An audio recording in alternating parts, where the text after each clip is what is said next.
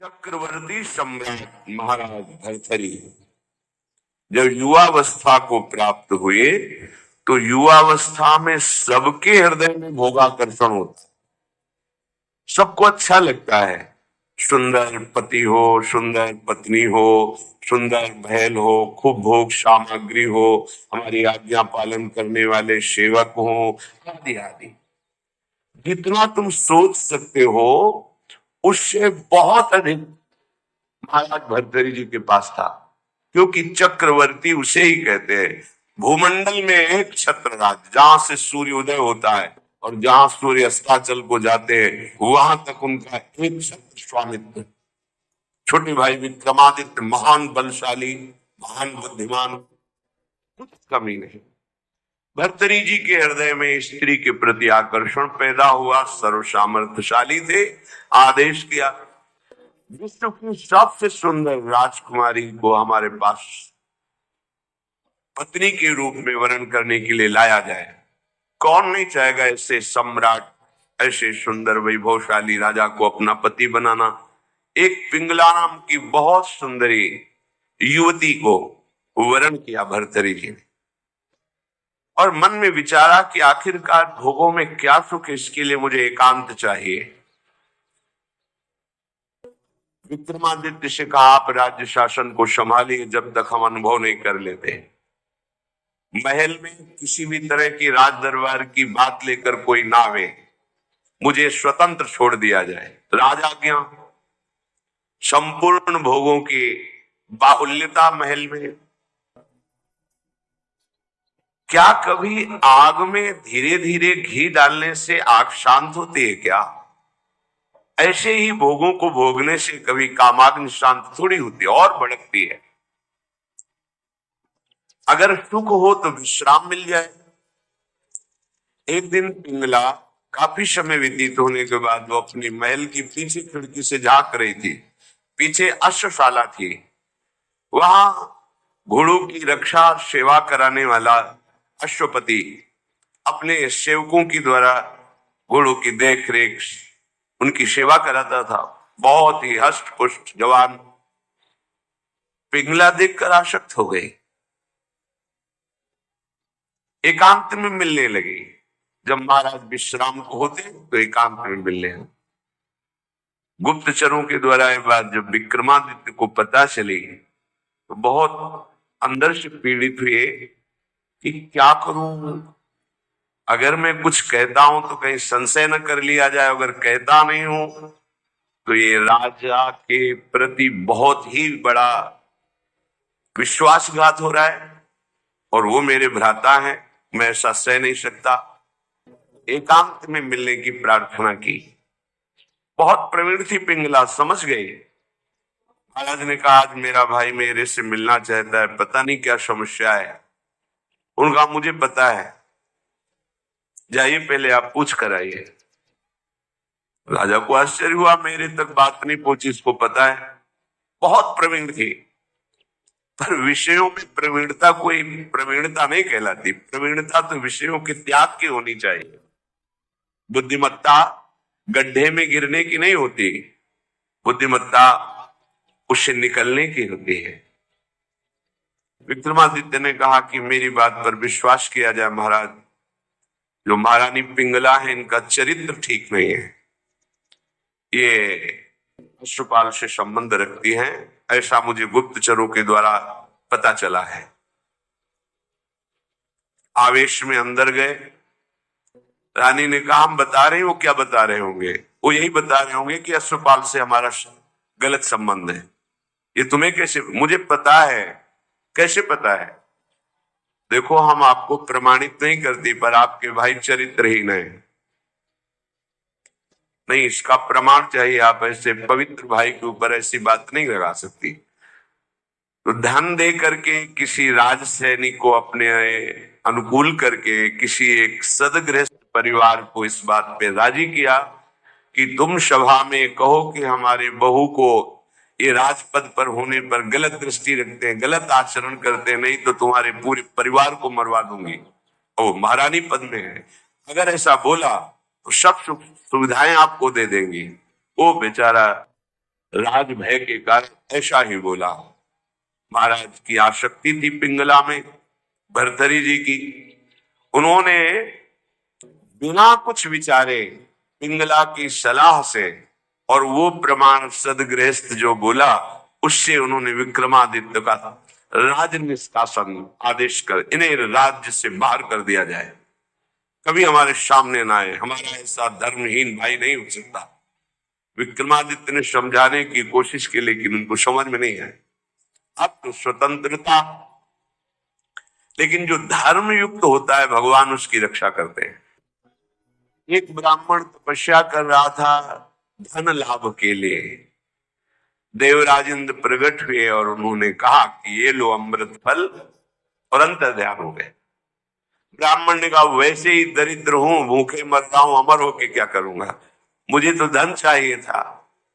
तो चलो विचार आया भगवत प्रेरणा से कि ये फल हम महाराज भर्तरी जी को दे देते हैं। अगर धर्मात्मा राजा बहुत काल तक अमर रहेगा तो प्रजा सुखी रहेगी।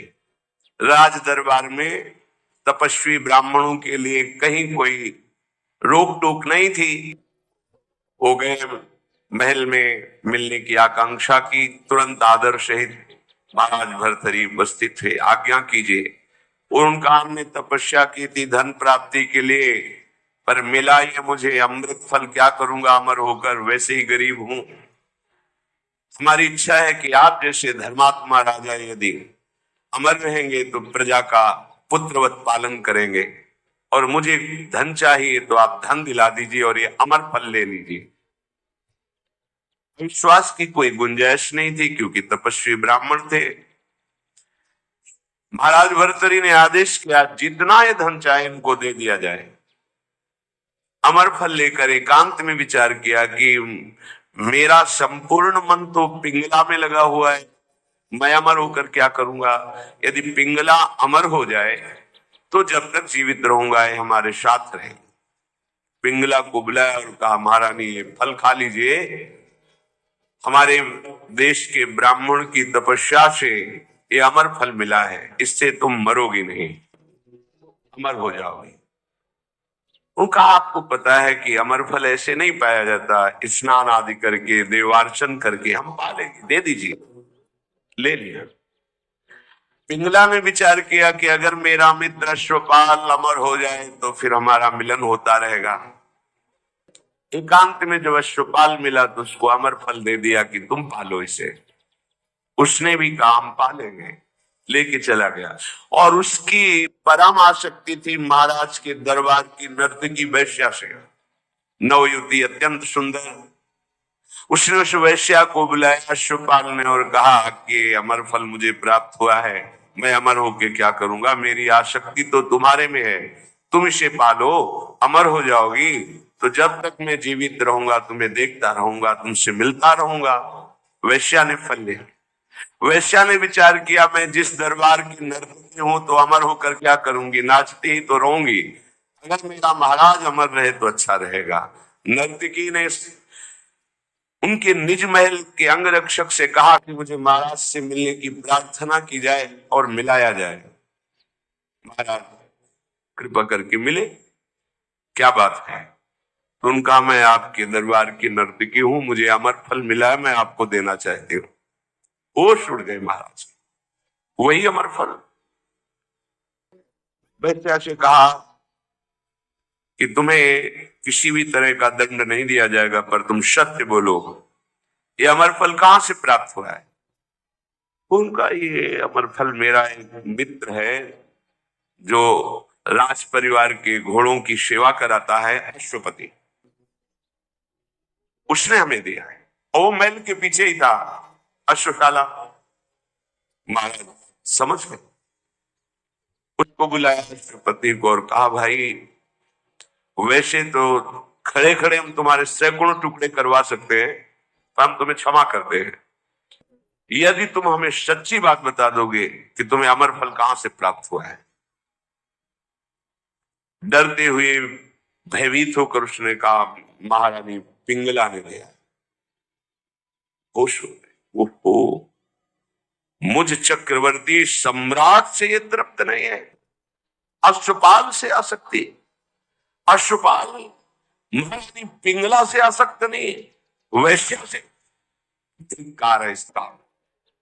सभा में कलम पधार रहे ऐसी घोषणा कर दी जाए और गुप्तचरों को भेजा कि विक्रमादित्य जहां भी किसी भी जंगल में कहीं भी खोज कर लाए जाए, उनसे क्षमा याचना करेंगे, वो मेरे भाई हैं, मेरे से गलती हो गई। गुप्तचरों को पहले से ही पता था कि वो कहाँ हैं। विक्रमादित्य को भी बुलाया गया सभा में। भर्तृहरि जी पहुंचे और कहा पिंगला को उपस्थित किया जाए। राज आज्ञा, तुरंत पिंगला जी को उपस्थित किया गया। बोले मेरे देश के ब्राह्मणों की तपस्या का फल संपूर्ण प्रजा और राज्यसभा देखे। मैं अपनी तलवार से रानी का गला काटूंगा, पर वो मरेगी नहीं, क्योंकि इसने अमृत फल खाया है। और तलवार खींचा, जे ही प्रहार कर वो चीख पड़ी, नहीं महाराज रुके। क्यों? तुम्हें संशय है?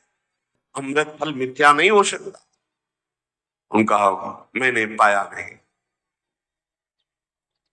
क्या किया? अश्वपाल को दे दिया, क्योंकि मेरी आसक्ति अश्वपाल। कुछ न किसी से फिर नहीं बोले। राज मुकुट सिंहासन पर रखकर और कहा विक्रमादित्य तुम इसका पालन करना, मैं ऐसे निकृष्ट संसार का आश्रय नहीं लूंगा। धिक्कार है। कैसा ये काम है जो मुझ चक्रवर्ती सम्राट से ये पिंगला तृप्ति का अनुभव नहीं कर पाई, विश्राम नहीं मान पाई। ये अश्वपाल से, अश्वपाल महारानी से नहीं, एक वैश्या से। धिक्कार इस काम की वृत्ति को, धिक्कार इस झूठे संसार के प्यार को। और घोर वैराग्य में जीवन व्यतीत किया और भगवान शंकर का साक्षात्कार करके ये वरदान मांगा कि कभी मुझे सम्मान से भिक्षा भी ना मिले, क्योंकि ये सम्मान ही संसार के राग को पुष्ट करता है।